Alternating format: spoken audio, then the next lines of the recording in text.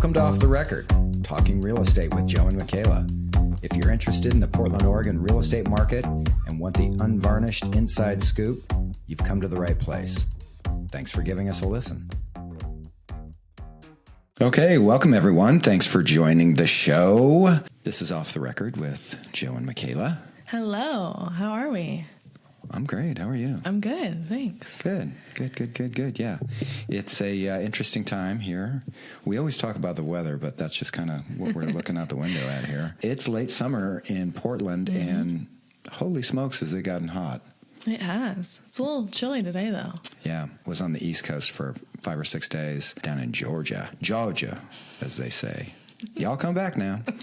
And they have humidity that is off the charts. I grew up in the Midwest, as you know. I thought I knew what real humidity was, but holy smokes. I walked out of our house that we were staying at, and within 5 minutes, it looked like I had just gotten out of a pool, completely drenched. That's rough. It was rough. But you had a good time? Yeah, had a great time. Visited a good friend of mine there and met a buddy of mine in Chicago, and we traveled together, and yeah, it was fun. Real estate is cheaper over there. Crazy. Yeah. So stayed in a house that was 5 bedrooms, 3 full baths and a half bath, probably 3,200 square feet on the golf course, like $550. Oh. Yeah. That's crazy. a gut punch. That is a gut punch. Well, then you have to live in 88% humidity. I think I'd get used to it. You'd get used to it? I would, okay. yeah. Well, please don't leave us. We need you here. No, I'm not going anywhere. Okay. The food was off the charts. You want to hear my favorite food that I had? Yes. We went to this place called Fishtails, which is it's a marina right on the river that leads out to the ocean. I had Creole shrimp and grits, and it was so flippin' good. Unbelievably Oh my good. gosh. Yeah. Yum. The kind of good where you order extra bread to kind of like, Oh my gosh. get Yum. all the goodies there. So yeah, that was my week. And how have you been? I've been good. I recently became a Legree Pilates instructor, a certified I'm so one. happy for you. I'm so excited. It's been a lot of work, a lot of time, but I've been wanting to do it for a long time now, as you know. So I'm excited to finally dive into it. I've taught a couple classes. It's been exhausting, but really rewarding, and I'm loving it so far. That is fantastic. Busy. Yeah, I'm happy for you. Thank you. Yeah, and I'm excited to join one of those classes. Yes, I'm excited to have you. I'm a little worried. Oh, I've been loving having all my people join. It's Yeah. been fun to watch them sweat. Yeah, well, Stephanie and I will make the visit here soon, and you can torture us. Yes, I'm looking forward to it. Yeah. Hey, we've got an interesting topic today. It's something that I think a lot of people have probably heard about it because it was in the news, but today we're going to talk about buyer love letters. Can you explain what a buyer love letter is for everyone? A buyer love letter is exactly what it sounds. Buyers write a letter to the seller when they make an offer on a home that they absolutely love. They like to tell a little bit about themselves and their families and why they love the home so much and why they think they deserve the home. It has stirred up a ton of controversy, and it was allowed and then wasn't allowed and now is allowed again. So it's always a big question mark when we go to write offers for buyers. So we thought we'd talk about it. Yeah, for sure. And it's one of those things that have been around forever. I remember, 25 years ago, I was representing a seller and buyer made an offer, and I remember getting that letter and I thought, oh, that's sweet. Look at this fun couple and their dog and all this stuff. And I immediately thought, oh, okay, I get it. I mean, it's genius. Pull on the heartstrings a little bit.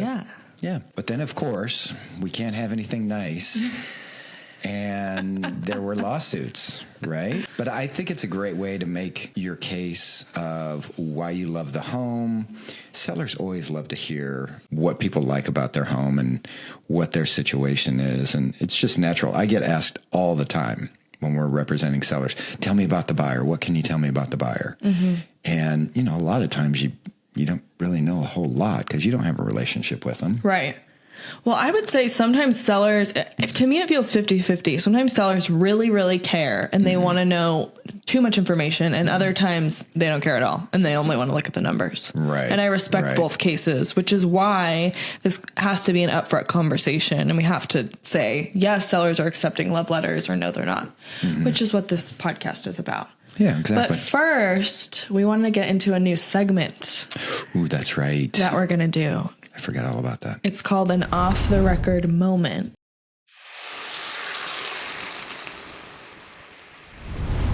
It's going to be a quick hot take, confession, or weird thing that has happened to us in the last week in our real estate life. I'm excited. I love it.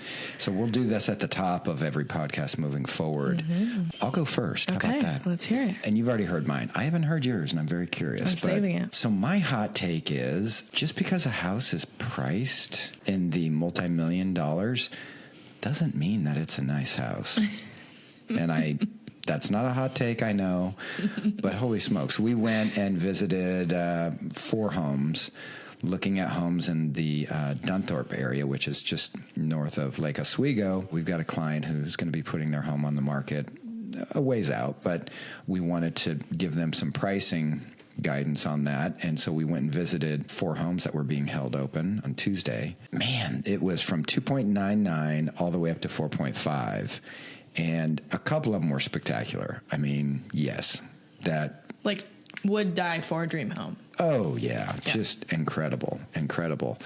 But there were a couple that were huge. I mean, 7,000 square feet. 7,000 plus square feet, 5 bedrooms, acre and a half, beautiful lot. But the houses were just not great. And I guess that's my hot take, is just because a home is $3.5 million and huge does not make it a nice home. And I'm sure it'll be nice for someone, but the majority of people, I think, would walk into it and expect more for $3.5 million. Totally, yeah. Or 3.25 or whatever. Right. So that's my hot take, and we don't. I love it. I love the honesty. We certainly don't want to bash anyone's home, but.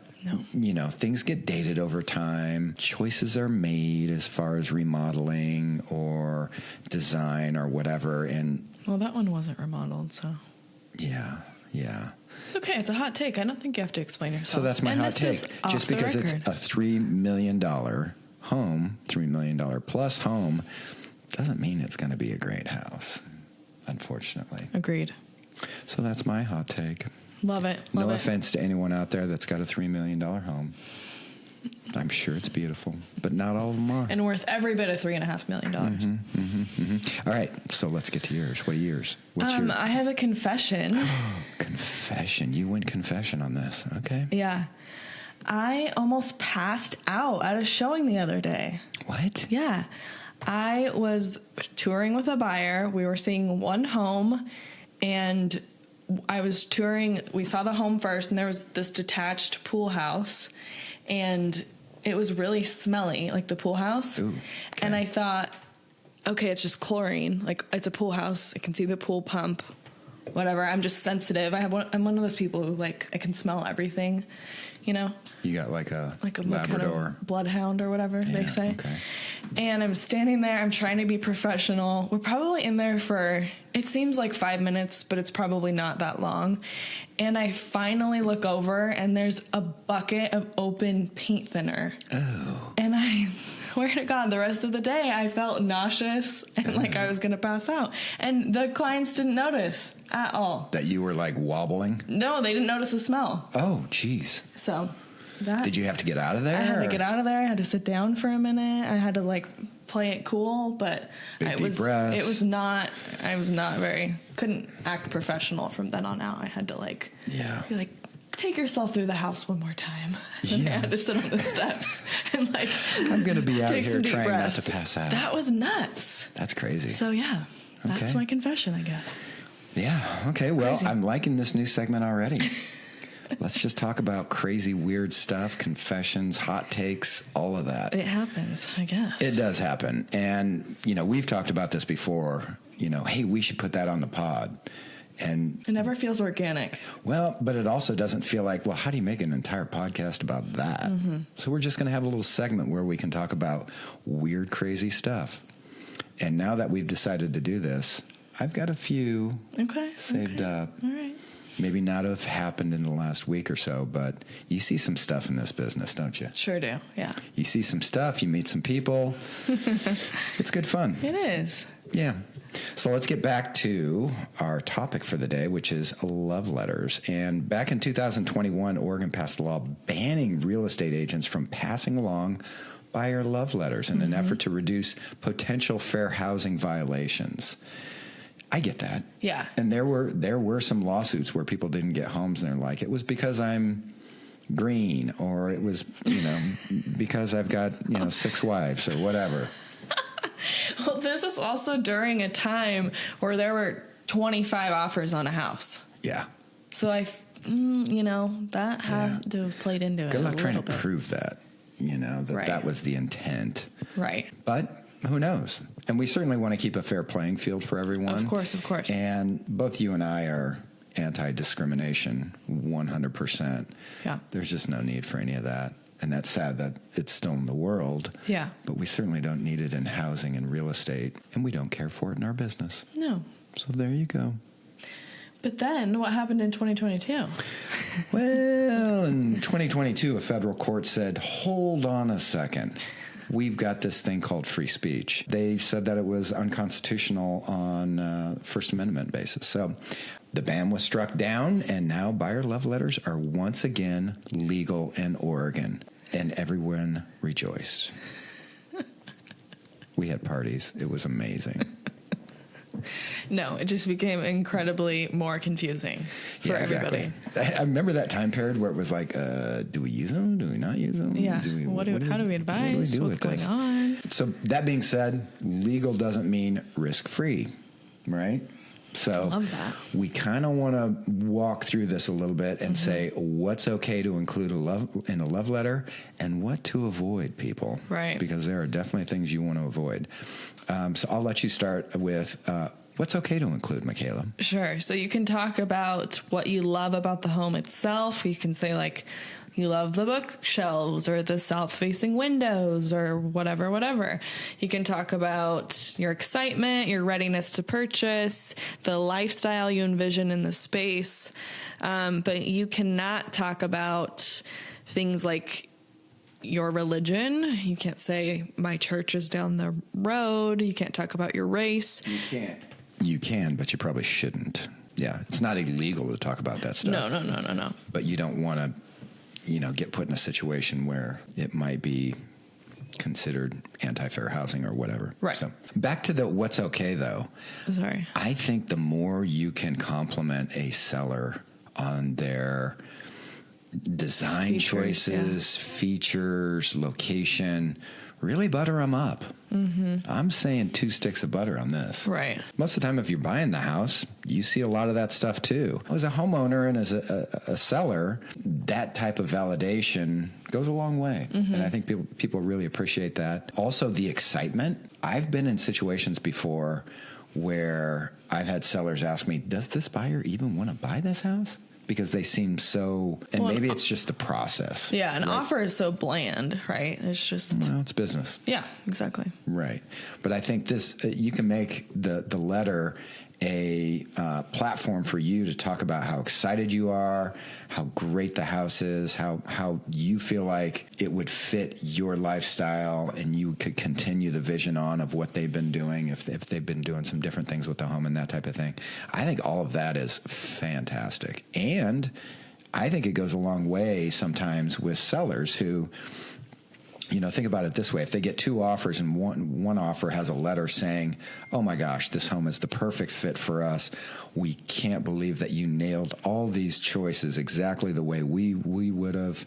And your choices with the colors and this and that is so perfect. Imagine that's offer 1, and offer 2 is, here's our price. If all things are equal, which one are you going with? The people who are more excited. Yeah, and the people that you know a little bit about and know that they're just, super excited to make this happen. Right. Yeah. So that's what's okay to include, and really, a great thing to include. What to avoid, though, Mac? Boy, family makeup or marital status? Yeah, you probably want to stay away from that. Right. Mentioning your religion, race, or cultural background?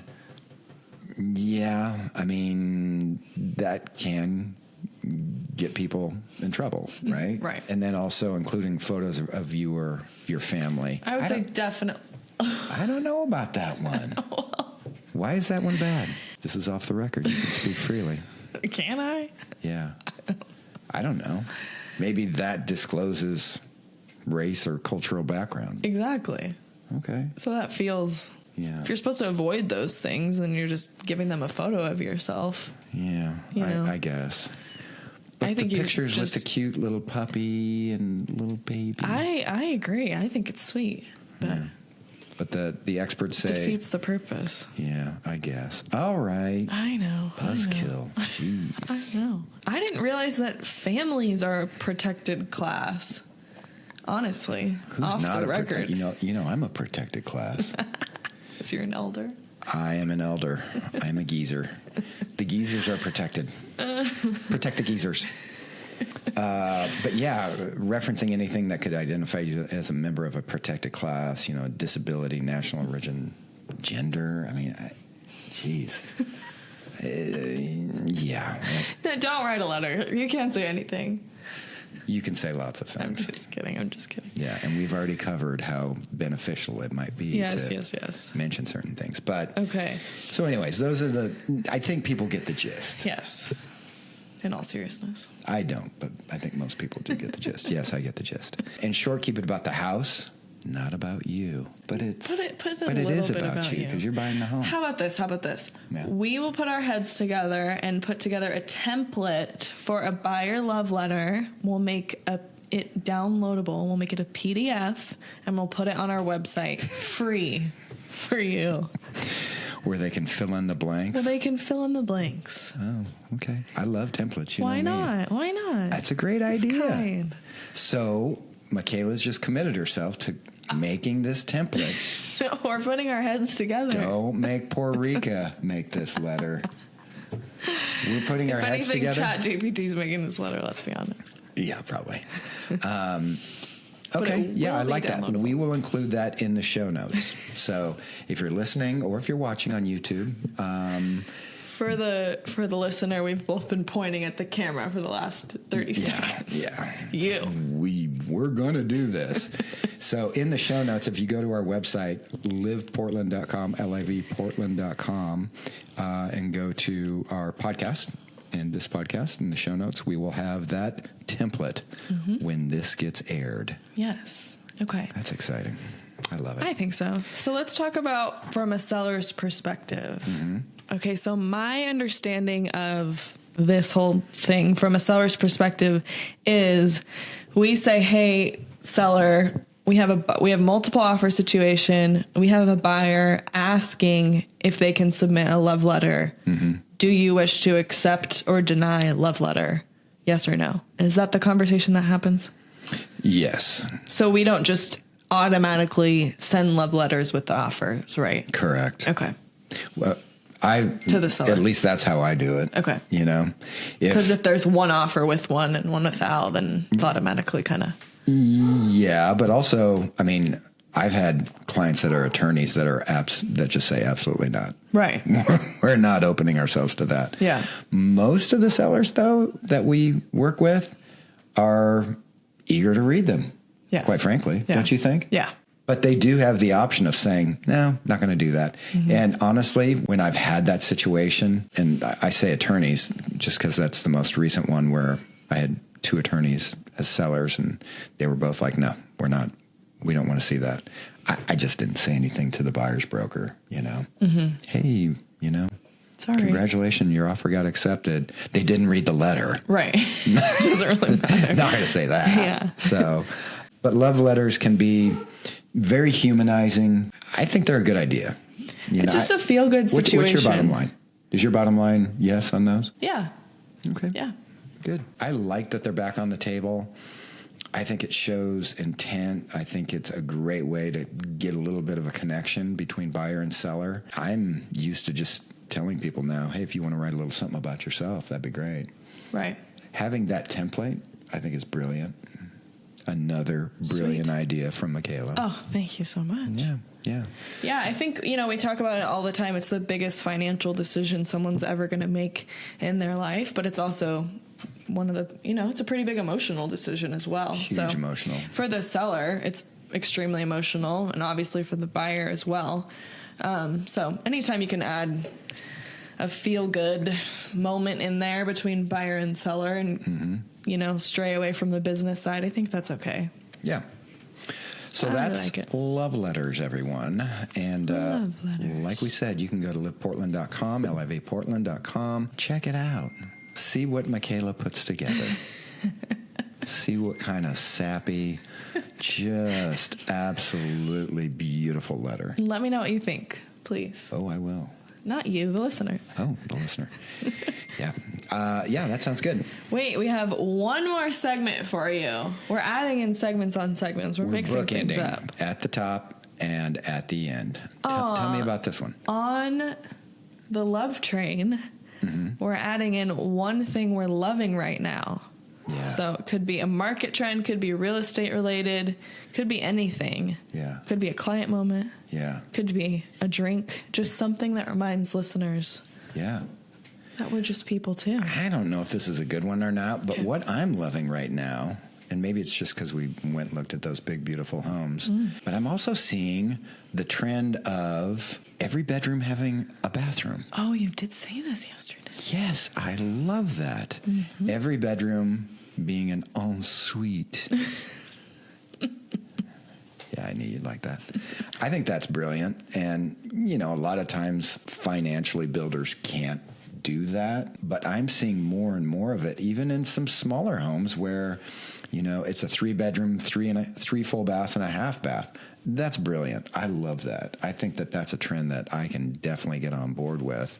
And I don't know anyone that's going to, financially, is it 20 grand more, 40 grand more, for some of the smaller houses to do that? If so, Mr. Builder, please do that. Throw it in. Let's go. Throw it in. Let's go. It's time.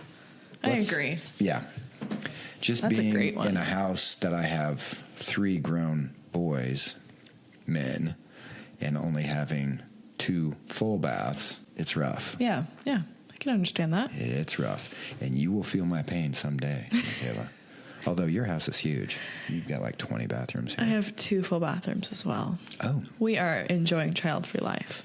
Yes. Very much. Good for you. One thing I am loving, it's not real estate related, but Insomnia's cold brew coffee with cold foam. The free plug for Insomnia. You got to love that. This is my 5th day, in a row. I thought you were going to say it was your 5th one today. No, 5th day in a row with my afternoon cold brew. Wow. I do love a good cold brew as well. Good. It is so good. Do you put a little cream in there? No, they do like a little cold foam on top for you. Oh, gotcha. And it doesn't give me the jitters, and it's not too sweet. I don't know. It's what's getting me through the day these days. I didn't know we could go off real estate. Okay, next time I'll know. I'll bring something a little bit more. We'll switch it. I'll do real estate next time. You'll do life next time. Yeah. But if you can get behind a bathroom for every bedroom, people, let's put that into action. I mean, who couldn't? Come on. Let's make that happen. Let's live in a free world, for crying out loud. America. So. Wow. That got crazy. Yeah, it came out of nowhere, didn't it? Okay, well, that's about it for today. We hope that you have enjoyed the pod. If you have any thoughts or ideas about pod topics that you'd like Joe and Makayla to talk about, riff on, if you will, we're always here for you. Yes. Just go to the website, pop in a little request, and your wish is our command. There you go. All right, Makayla, thank you. Good seeing you. Thanks for listening. Thanks, guys. Bye. Bye. Thanks for joining us today. If you're interested in finding out more about Joe, myself, or the Live Portland team, you can go to liveportland.com. Thanks for giving us a listen, and see you next time on the Off the Record podcast.